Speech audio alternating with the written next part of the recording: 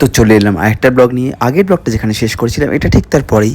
তো এয়ারপোর্ট থেকে বেরিয়ে আমরা এই সুন্দর রাস্তা আর এই সুন্দর সূর্যাস্ত দেখতে দেখতে আমরা চলছিলাম আমাদের হোটেলের দিকে।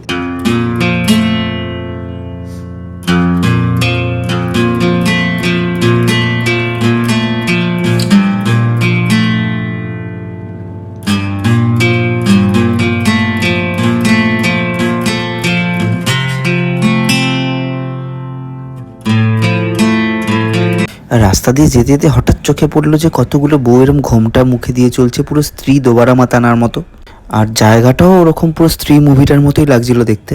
আমরা আগেও উদয়পুর গেছি, বাট এই রাস্তা দিয়ে কখনো যাইনি। আর এই রাস্তার এত ভিতরে আমাদের রিসর্টটা ছিল। उनका आना जाना 5-6 बजे बाद बंद हो जाता है कहीं भी। और ये जो गांव वाला है सब बंद कर देता है। রিসর্টে পৌঁছাতে পৌঁছাতে আমাদের সন্ধে হয়ে গেল। আর দাদাটা আমাদের বললো যে এই রাস্তায় নাকি 5টা-6টার পরে আর কেউ বেরোয় না, কারণ এখানে খুব চিতাবাঘ আসে। হঠাৎ হঠাৎ রাস্তায় নাকি চিতাবাঘ দেখা যায়, যদিও এরা সেভাবে ওরকম ভয় পায় না।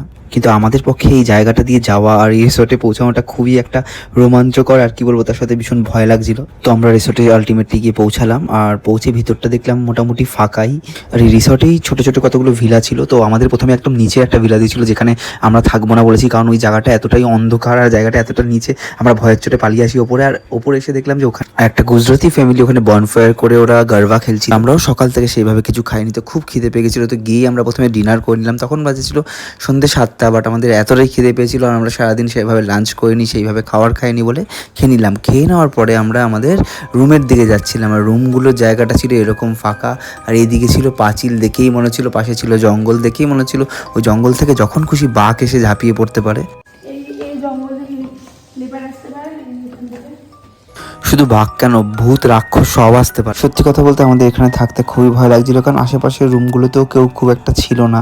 আর জায়গাটা এতটাই ফাঁকা আর এতটাই নিস্তব্ধ, আর কি বলবো। তবে হ্যাঁ, আস্তে আস্তে এই পাহাড়ের গা দিয়ে যে চাঁদটা, সেই চাঁদটা দেখতে খুব ভালো লাগছিল। আর চাঁদের আলো এই পাহাড়ের জঙ্গলের গভীরতাটা আরো বেশি করে ফুটে উঠছিল। প্রথমে যে রুমে ঢুকেছিলাম, তারপর আর ভয়ের চোটে বেরোচ্ছিলামই না। খালি মনে হচ্ছিল এক্ষুনি বাঘ আসবে বাঘ আসবে। কিন্তু সত্যি বলতে আস্তে আস্তে এই নিস্তব্ধতা, এই পাহাড়, এই চাঁদ, এই জায়গাগুলোর উপর প্রেমে পড়ে গেছিলাম। আর সেদিনের মতো পড়েছিলাম ঘুমিয়ে। তার পরের দিন আমরা সকালে উঠে বেরিয়ে পড়েছিলাম আমাদের কাজের উদ্দেশ্যে। তো আমরা পৌঁছে গেলাম আমাদের কাজের ভেন্যুতে। আর জায়গাটা ছিল এতটাই বড় যে তুমি হেঁটে ঘুরতে পারবে না। আর গাড়ি তোমাকে রিসেপশন অব্দি নিয়ে যাবে, তারপরে ওখান থেকে তোমাকে টোটো করে ঘুরতে হবে। তো আমরা গাড়ি থেকে নেবে আমরা উঠে পড়লাম টোটোয়, কারণ আমাদের ভেন্যু